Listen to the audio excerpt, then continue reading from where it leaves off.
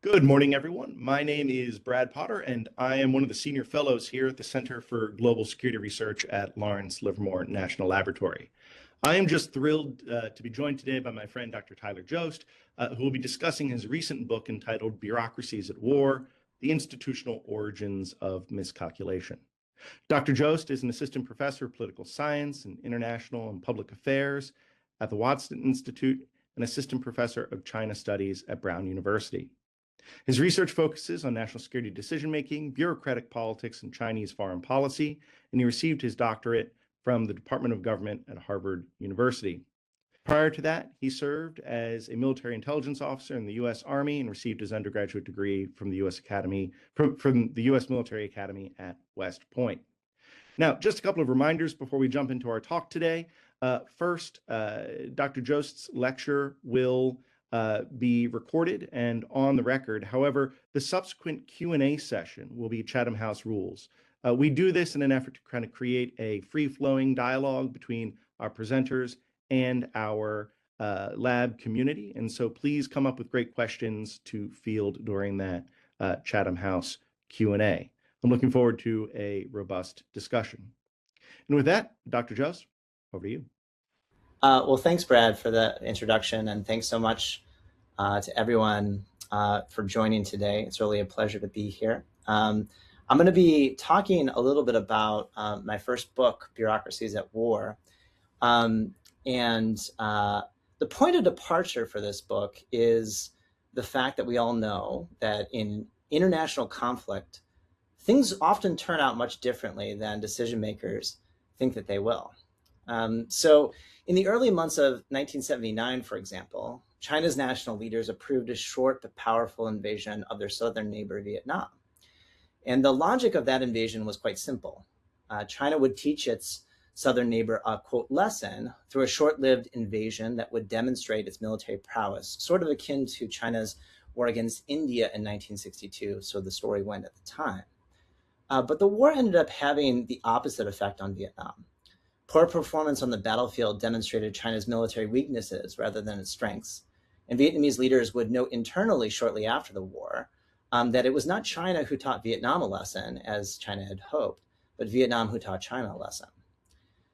This somewhat stylized distillation of the 1979 war illustrates an important and arguably kind of tragic point about the nature of war itself.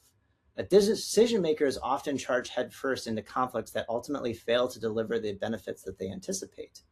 And this mismatch between expectation and outcome often leads decision makers to question, with the benefit of hindsight, whether they might have made better decisions, or different decisions at least, if a different set of information had been available to them as they were choosing.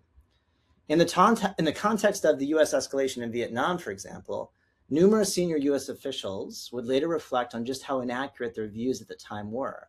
Lyndon Johnson's defense secretary, Robert McNamara, in his memoirs famously claimed that US decision makers were wrong, terribly wrong. Similarly, National Security Advisor McGeorge Bundy, in an unpublished manuscript available at the JFK archives just up the road in Boston, Massachusetts, put the point more precisely. Bundy argued the spread of communism in Asia, quote, could have been contained just about as well as it was at a much lower cost, end quote. So this leads to the central question of this book, Bureaucracies at War. Why do states miscalculate on the road to war? And as political scientists and historians, we might immediately be drawn to an answer that, while hindsight is 20/20, a decision maker's view at the time is often quite blurry. And as a result, we might be tempted to conclude that given the pervasive nature of uncertainty in international conflict, what many refer to as the fog of war, sometimes things are going to go differently than you expect no matter what you do. But this book reaches a different conclusion. Some level of unanticipated failure is certainly unavoidable, but over time, states do better or worse depending on how they choose to design institutions for foreign policy decision-making. Some institutions perform better at others at delivering more complete and accurate information, and that in turn shapes pattern of conflict outcomes we observe in the world. Now, my argument in the book centers on a particular set of formal and informal institutions that shape the propensity for miscalculation. Those regulating the relationship between leaders, think presidents or prime ministers, even a dictator, and their diplomatic, defense, and intelligence bureaucracy. This book, as I'm sure you're all aware, is not the first to discuss the role of bureaucracy in foreign policy decision-making. There's actually a long tradition dating back to Graham Allison's work in the early 1970s that has explored this topic in a certain amount of detail. But if there's a single conventional wisdom in this body of work, and arguably just if you stop someone on the street, it is that integrating or bringing the bureaucracy into decision-making tends to muck things up. It degrades process and delivers biased information that leads decision makers astray. Political decision makers astray. Or, as the colloquial saying goes, a camel is a horse designed by a committee. My argument in the book is that we have this actually quite wrong. Bureaucratic participation in decision-making is actually, I argue, quite helpful to avoiding miscalculation, particularly when institutions channeling its participation are properly designed. The argument goes a little bit like this. First, bureaucracy provides leaders with access to more information than any single human being can collect on their own. And critically, putting bureaucrats with competing interests and perspectives in dialogue with one another, specifically defense bureaucracies and diplomatic ones, forces debate and deliberation that over time tends to improve the quality of information to which the leader has access. So this leads to the title of the book, that putting bureaucracies at war at home prevents miscalculations on the road to war abroad. And to be clear, this isn't the only reason that states miscalculate, but I show in the book that this logic of institutional miscalculation is far more common than some of the existing literature has previously acknowledged, or that the average person on the street might lead you to believe. Of course, this naturally raises a question of, well, why would leaders ever adopt anything but the institutions that I just described to you that deliver good information and facilitate effective decision-making? The second half of this book tries to offer an answer to that puzzle of this inefficient design rooted in political survival. My argument is that leaders face a trade-off in terms of optimal institutional design. And the logic is that institutions that deliver high-quality information also allow bureaucrats to gain access to information, build expertise, and garner authority with which they can punish the leader. That is, institutions that are efficient from the perspective of decision-making can actually be a political liability for presidents, prime ministers, and dictators trying to stay in office. And leaders, presidents, prime ministers, and dictators resolve that trade-off in large part based upon their domestic political environment. When leaders see the bureaucratic state as a threat to their power, institutions that become inefficient from the standpoint of decision-making become efficient from the perspective of politics. And so putting these two components of the argument together, the book argues that miscalculations on the road to war are often the result of these domestic political incentives that drive leaders into adopting institutions that are kind of politically expedient, but nevertheless deprive them of quality information. So in the remainder of the talk, I want to talk about three parts of the book. First, I want to lay out the theoretical argument in a little bit more detail than I have just a second ago. Second, I'll give an overview of the case evidence holistically. And then finally, I want to use the example of the evolution of decision-making institutions in China under Mao Zedong to illustrate the book's argument. So let's start with the theory. The book begins with this kind of stylized point of departure, if you will, like a leader looking out the world and contemplating whether or not they want to initiate an international confrontation with another country. The leader could see confrontation as a pathway to help them advance their interests, but all else equal, they would prefer to avoid the cost of conflict if the conflicts don't ultimately advance those interests. In other words, they want to try to win if they fight. Essentially, they have a type of prediction problem about the probable costs and benefits of the confrontation they are contemplating. Miscalculation in the framework occurs when leaders choose a strategy based upon an inaccurate assessment about one of these basic parameters. Now, in performing this task, leaders could make their decision entirely in isolation, whether it's like this individual, JFK, sitting alone in the Oval Office, or say Mao Zedong sitting in the depths of where Chinese leaders make decisions in Zhongnanhai. But leaders also have another option. They can lead on subordinates inside the state, that is, the bureaucracy. This choice about how leaders choose to structure their relationship to the bureaucracy becomes the analytical centerpiece of the book, a typology of four institutional arrangements. So in this part of the argument, what I'm trying to accomplish is to provide those of us who study international politics, or really just the average person on the street, a kind of framework or lexicon to think systematically about the differences that exist in bureaucratic structures across time and space. We already have the ability to speak systematically about these institutional differences, regulating the difference or the relationship between state and society. Namely, we talk about democracies and we talk about autocracies. And what we want here is the ability to speak in similarly precise and systematic ways about institutions that regulate this relationship between political leaders on the one hand and the bureaucratic state on the other. So the typology posits that there are two dimensions in this relationship that can structure our thinking. The first dimension pertains to the capacity to assist the leader in searching for information within the state. And the second dimension pertains to the capacity to share information across different bureaucratic organizations. In Cartesian terms, if it's helpful to think about it in this way, you could think about institutions enabling vertical information flow on the one hand, that first dimension, and horizontal information flow on the other. Now you can think about each dimension as a kind of continuum from high to low values. In the first dimension, institutions can either be inclusive, easing the cost of information flow from the bureaucracy to the leader and vice versa, or they could be quite insular, raising those same costs. And the same is true for the second dimension. Institutions can be open, allowing information to flow freely across organizational boundaries, or they can be intentionally closed, imposing obstacles to horizontal sharing. These two dimensions yield four institutional types. Again, think about these as the bureaucratic analogs to saying that a state is a democracy or an autocracy at a given moment in time. So in the next few slides, I'm going to talk through the logic of each institutional type, beginning with integrated institutions and the relationship between that institutional design and the propensity for miscalculation.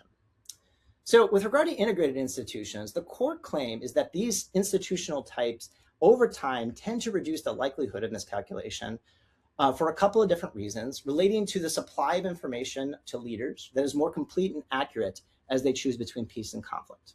So the intuition here is that there are transaction costs associated with searching for information within the state.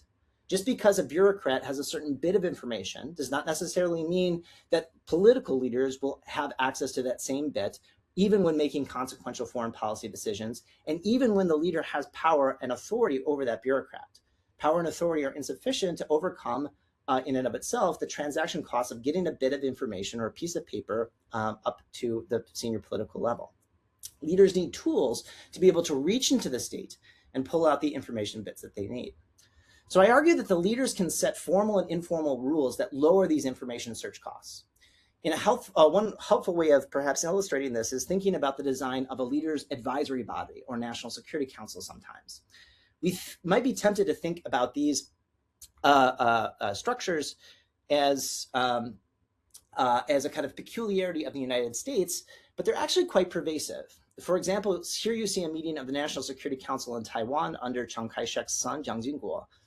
And the existence of these bodies, the appointments of bureaucratic representatives on those bodies, and commitments to use these bodies all establish formal and informal practices that lower information search costs.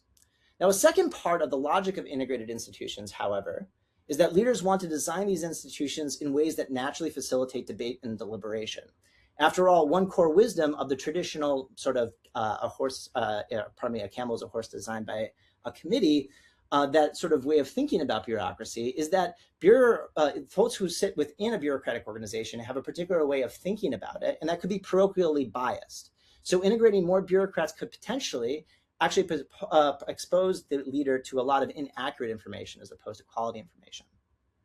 So what I argue in the book is that the integration of two key bureaucratic constituencies helps to overcome these bias by putting them in dialogue with one another. And those are diplomatic ministries and defense ministries, or in the context of the United States, the State Department and the Defense Department. The logic of this dialogue between diplomatic and defense actors is twofold.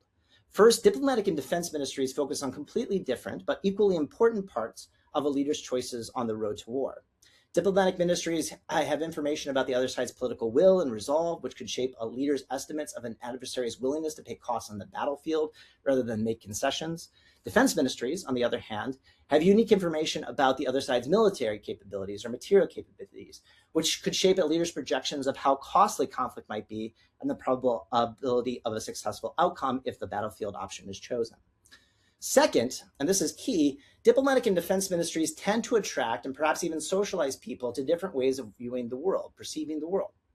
In other work, I show that defense ministries tend to be filled with individuals displaying slightly more hawkish worldviews.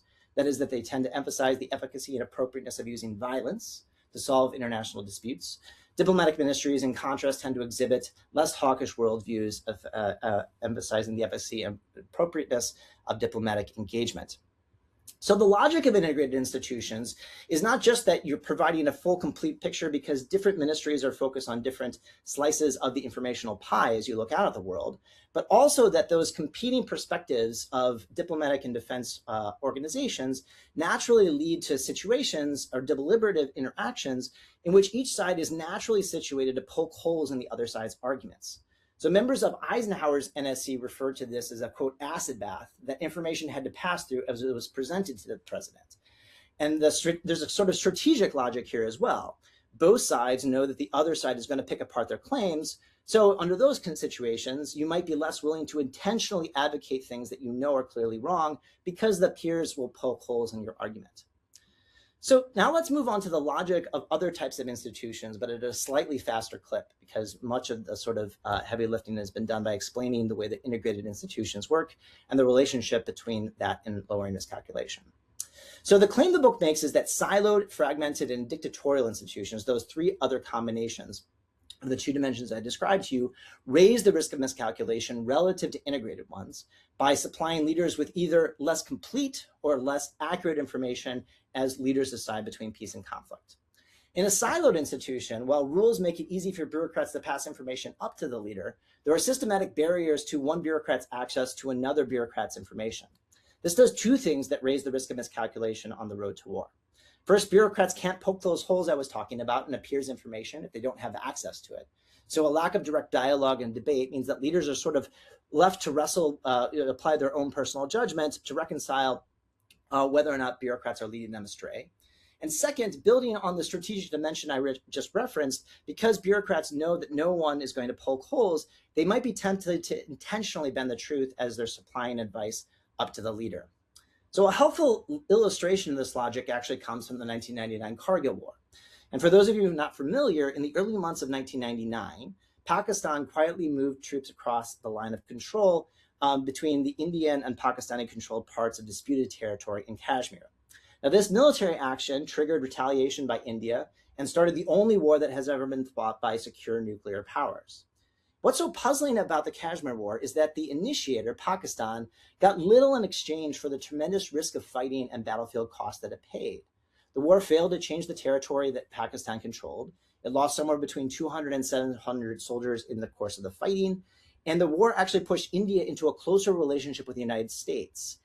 As a result of all this, the responsibility of the war's outcome actually became a centerpiece for Prime Minister Nawaz Sharif, who had approved the operation's political removal later that year, centering around discussions about what had happened. So the book argues that contrary to the conventional wisdom that sort of emphasizes rogue military actors moving without the prime minister's approval, the Kargil War was actually not the result of these autonomous military actions. Sharif was briefed on the operation at multiple points through the winter and spring of 1999. Instead, Sharif's problem was twofold, both of which related to its institutions, Pakistan's institutions at the time. First, Sharif was desperately dependent upon advisors to understand the intricacies of the situation he faced in the region. As one of Sharif's advisors told me during fieldwork in Pakistan, a leader's, quote, mind is made by his advisors, end quote.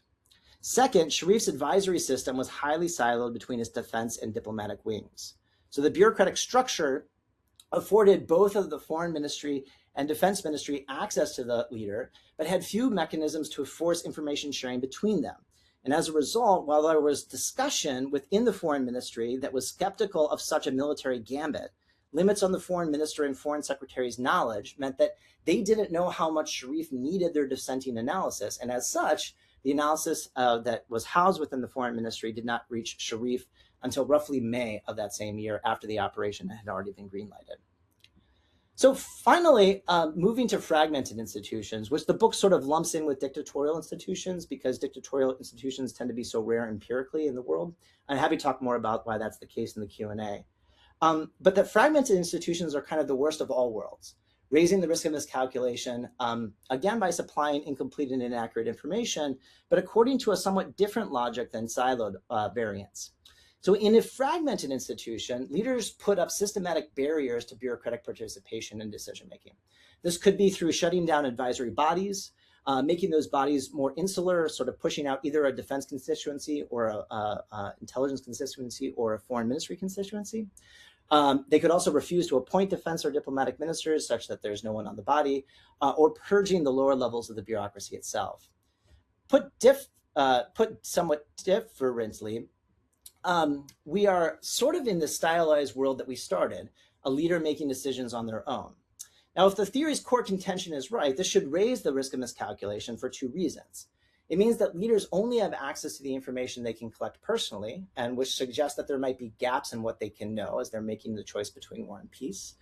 And second, there are some reasons to think that fragmented designs might be even worse when a leader deciding sort of hypothetically on their own, because it's very rarely the case that a leader truly makes every decision on their own. And the bureaucrats who remain behind are incentivized by the fragmented structure to seek out information that confirms leaders' prior beliefs. In other words, in short, they become sycophants. So we might think about sycophancy as a kind of peculiarity of personalist dictatorships. But the book actually shows that this type of institutional arrangement can emerge in many different political contexts, including in well-institutionalized democracies such as the United States. So, for example, the chapter on U.S. decision-making institutions makes the case that a series of changes to the National Security Council under Lyndon Johnson made the U.S. system remarkably fragmented, particularly in comparison to the administrations that had preceded it under Eisenhower and Kennedy.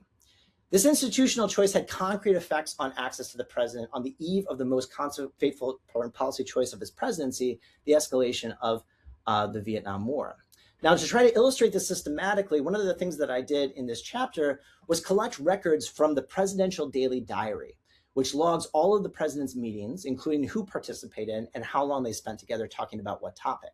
So here you have a box plot of those data, grouping meeting position of participants into their organizational affiliation, and showing critically how level of access enjoyed by key bureaucratic constituencies, such as the military and intelligence advisors, declined during Johnson in comparison to both Eisenhower and Kennedy. This had a really chilling effect on the choices of bureaucratic advisors too, according to that strategic logic that I mentioned earlier. Here you see an excerpt from the memoir of Chester Cooper, the NSC staffer responsible for Vietnam during the escalation. It is very rare that policymakers discuss past events in counterfactual terms, but it's all the more striking when they do so, as Cooper does here. Specifically, Cooper recounts one of the few interactions that he had had with the president during this period. And during this meeting, as Johnson goes around the room asking each individual whether or not they share the conclusion that he's just reached, Cooper describes having this fantasy moment where he would speak his true mind and voice his opposition to the Vietnam escalation. Because Cooper knew that the president had already made up his mind in this thing that was known as the Tuesday luncheon that's replaced the NSC during this period, however, he found himself expressing agreement with Johnson when Johnson finally called on Cooper. So now I want to sort of illustrate the theory's intuition with the book's case evidence. Now, this isn't the only methodology that I employ in the book or in sort of other research that I'm working on. For example, the book includes some cross-national data on bureaucratic institutions across the globe since the mid-20th century, which can help us show some of the broader patterns in institutional performance. But there are these 4 case countries that are in the book: China, India, Pakistan, and the United States, which focus a lot of the more granular attention, the case studies. Here, one of my empirical goals was to try to unpack foreign policy decision-making in country contexts that we don't normally consider in this part of the discipline. The vast majority of work in bureaucratic politics and IR, for example, rests on empiric strongs from the United States. But I'm interested in how we can open up the black box in other countries like China or India. Now, so these countries that I looked at were selected for 3 reasons.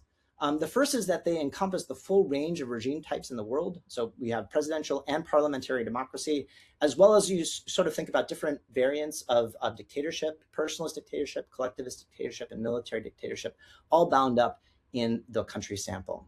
The second reason I chose these countries is that they feature institutional variation in the bureaucratic dimension within a single regime type. In other words, within being a sort of personalist dictatorship or being a parliamentary democracy. This is helpful sort of in illustrating the explanatory power of bureaucratic institutions relative to other factors like regime type, which is the sort of foundation of one of the most influential theories in IR, the democratic peace theory. The third reason is the richness of the data in these four countries. In some cases, such as China and India, archival records were organized in such a way that facilitated the construction of descriptive but systematic quantitative measures capturing decision-making processes, not entirely unlike the presidential daily diary data I just showed you. In other cases, such as Pakistan, I had unusually high access to interviews with very senior policymakers who were personally involved in a major miscalculation in Pakistan's recent history, that is the 1999 Kargil War. So for the remaining time, I'm going to talk about the case of institutional change in China during the early 1960s and how that shaped the quality of information available to its leader, Mao Zedong, during two separate crises, one in 1962 with the United States and Taiwan, and one in 1969 with the Soviet Union. The overall argument here is that there was a relatively sound set of calculations when China possessed an integrated institution in 62, but there were multiple miscalculations rooted in institutional design by the time of 1969, the peak of the Cultural Revolution. So let's start with the kind of political environment in which Mao was operating. As everyone likely knows, Mao enjoys very absolute political power by the time the PRC is established in 1949. Based on first-hand accounts, the Yan'an rectification campaign, combined with Mao's charismatic leadership within the party, makes it really unthinkable that Mao could have been challenged politically in a way that would have removed him by, say, a coup d'etat, similar to what happened in Pakistan in the 50s and 60s and 70s. So this leaves Mao with a generally low level of threat from the foreign policy bureaucracy for the first decade of his rule. As late as the summer of 1962, Mao notes internally that he is generally pleased with both the Foreign Ministry and the People's Liberation Army. So this domestic political environment was associated with a comparatively integrated institutional design. One formal indication of this is the organizational membership of key bodies such as the Political Bureau or Politburo and the Central Military Commission or CMC, which included both representatives from the Foreign Ministry as well as the Defense Ministry during the PRC's early years. Another indication comes from a series of subordinate coordination bodies such as the Secretariat and leading small groups, which were established as early as the 1950s, trying to facilitate horizontal information sharing, and again, including those two core bureaucratic constituencies. Informally, records released by the party show that there was actually pretty routine bureaucratic access to Mao during this period, even after the Great Leap Forward begins in 1958, a somewhat surprising finding of the book.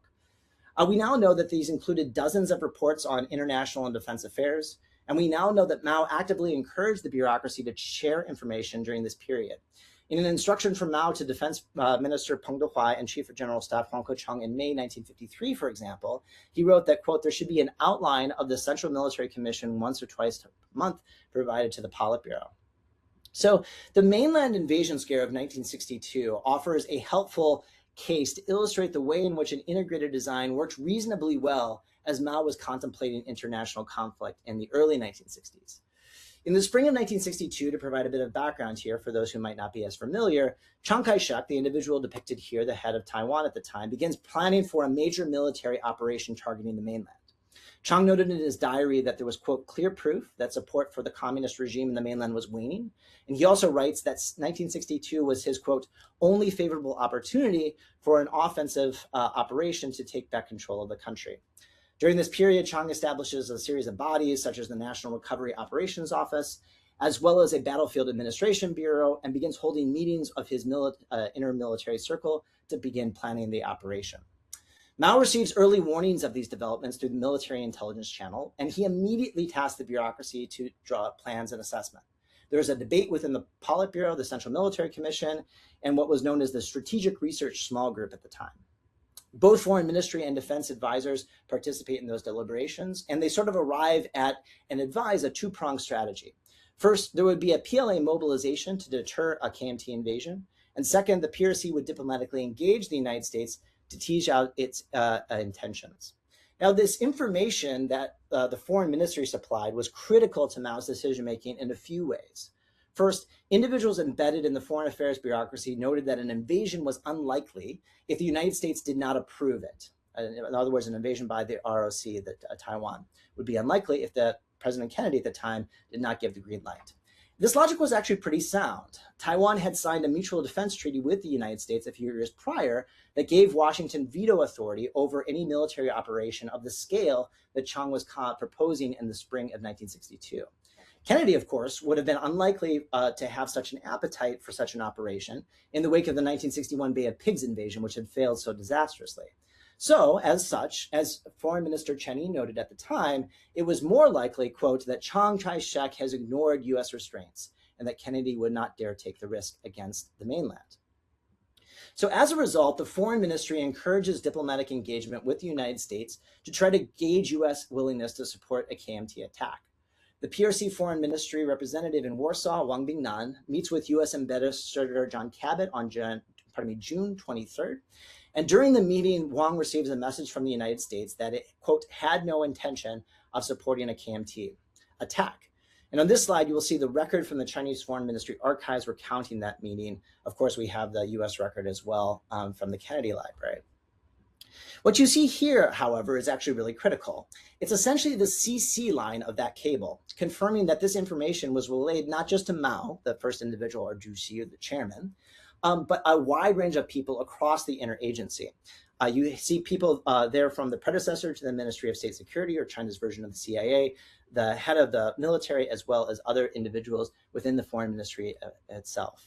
Now, the really interesting thing about this cable and this report and this diplomatic engagement is that according to Wang's memoirs, the information he was able to collect had, quote, a major effect on decision-making at the time. Overall, Mao's choices during the crisis were based upon information that was supplied to him by a kind of bureaucratic process afforded by a relatively stable domestic political environment. This is the kind of overall picture we get in 1962. But now I want to try to compare this to the period beginning after the 1962 mainland invasion scare, around which time domestic political heat in China really picks up. Around this time, we know that Mao begins to contemplate his death and what will happen to the party after that critical juncture. As Mao put the problem at the end of 1962, quote, what will happen after I die? The conclusions that Mao drew in contemplating his own mortality were informed by the domestic political events of the previous few years. Namely, Mao took the events of the Great Leap Forward not as a threat to his authority per se, but as a kind of premonition that the party would eventually become less revolutionary after he was no longer with them. As a result, beginning in the fall of 1962 and with elevated clip as the party approached the launch of the Cultural Revolution in 1965 to 1966, Mao increasingly sees the bureaucracy as the threat to his legacy and the Chinese Revolution writ large. We see this in Mao's frequent discussion of, quote, revisionism within the party during this period. In May 1963, for example, Mao expresses concern that China will change its revolutionary color.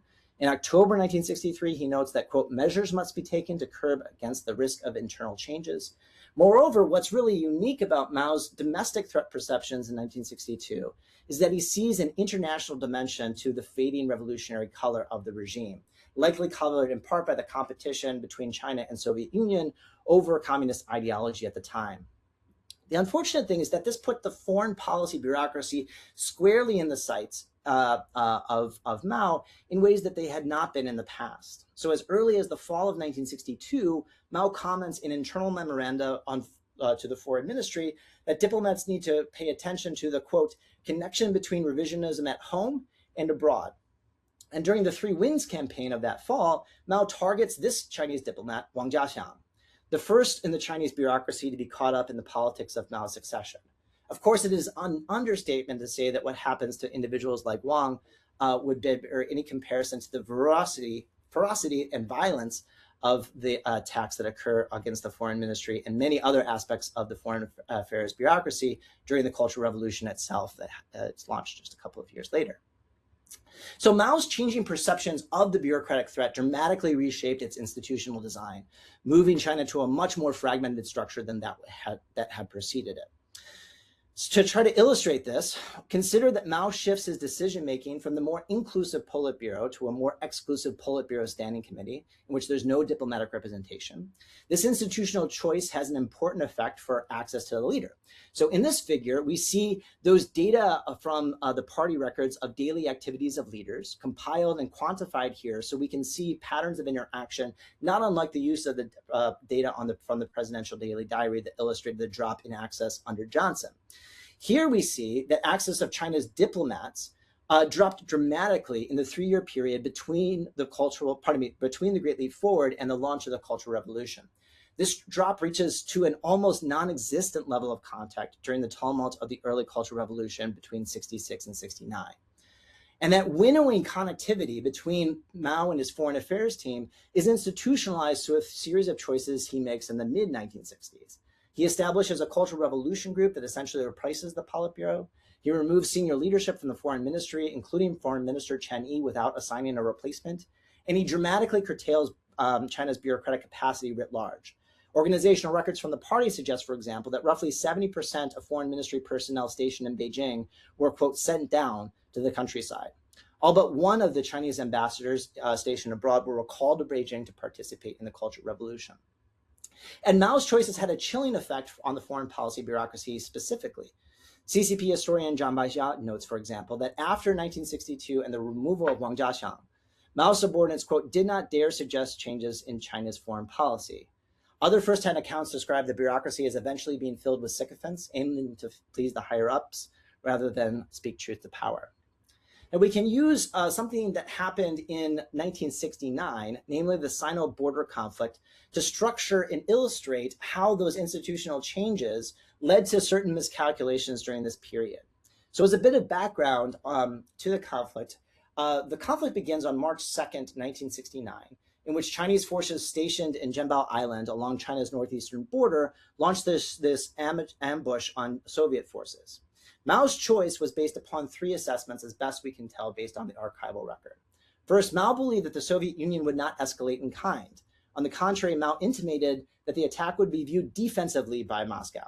As Mao put it, and this is a direct quote, the Soviets know that we will not invade their country as it is so cold there, end quote. Second, Mao believed that the Soviet Union was contemplating a preemptive attack on China. Orders from Beijing in 1969, for example, 67, for example, noted that the Soviet leader had, quote, inherited Tsarist ambition of securing a sphere of influence along China's border. And third, Mao concluded that there were few alternative policy options available to him at the time. In particular, Mao did not believe that the time was yet ripe for a rapprochement with the United States that China could use to deter a Soviet attack. Yet the evidence now available, including archival records declassified by the Soviet Union and the United States, simply suggests that all three of Mao's assessments were at least partially inaccurate. First, the Soviet Union quickly escalated the conflict as the result of the ambush, counterattacking on the northeastern front later that month, and then opening up a whole new front in China's northwestern part in Xinjiang in August, and later issuing veiled nuclear threats in the fall that led to Mao to have actually evacuated the capital. Second, there is little evidence from Soviet records, including Brezhnev's own diary, that the Soviet Union was contemplating a preemptive attack on Beijing before the ambush occurred. In fact, it was only after Mao approves the attack that the leadership in Moscow begins to seriously consider military action towards China. So in other words, Mao sort of causes the outcome that he had hoped to prevent. And third, one can make a reasonable case now based upon archival records declassified that Mao had misread the United States. Nixon, as early as January and February of 1969, was keenly interested in a rapprochement with China. That is, Nixon was open to the rapprochement even before Mao orders the ambush of the Soviet troops. We might think that these miscalculations were inevitable. Of course, uncertainty pervades international politics. The fog of war is ever present. So maybe Mao did the best he could with the information he had at the time, but there's considerable evidence to suggest that the story is not so simple. Information was available within the Chinese bureaucracy that contradicted each of Mao's judgments, but that information either failed to reach Mao or there was self-censorship that changed the information set to which Mao had access. For example, Chinese diplomats appear to have assessed that the international situation did not favor a Soviet invasion by China, but bureaucrats resisted supplying this information to the supreme leader. As noted by several senior bureaucrats in the spring of 1969, it would be, quote, easier said than done to propose a different way of thinking, even though Mao was actually at the time of that interaction requesting a new analysis of the international situation. One helpful illustration of the functional impediments to information flow inside the Chinese state comes from this man, Wang Guoqian, who had replaced Wang Bingnan as the Chinese ambassador in Poland, that same person who had sort of overseen the interactions with John Cabot in the summer of 1962. Wang later noted that he had noticed changing U.S. policy during the time, but but that information, his reports, had failed to make its way up to the decision-making circles precisely because of the domestic turmoil of the Cultural Revolution. To reiterate, cases like this one that I've just presented offer this kind of vivid illustration of the theory's logic, but they're not the only way to study it. The book also evaluates institutional performance across all the international crises to which China was party, and applies the same procedure across other case countries. But to kind of sum up here, what the book is sort of aiming at is not just sort of changing our understanding about how specific countries like China make decisions. That's certainly part of the descriptive mapping that it's interested in. But it's also trying to make this point about the nature of relationships between political leaders and the bureaucracy more broadly. In sum, that kind of popular notion that we have that a camel is a horse designed by a committee, or that integrating bureaucracy into political decision-making tends to muck things up, is really not so simple. And often, actually, it's the situations where politicians push bureaucrats outside of the room that miscalculation is most likely to occur. So thanks so much for your time and attention. I'm really looking forward to the Q&A, and thanks again for having me today.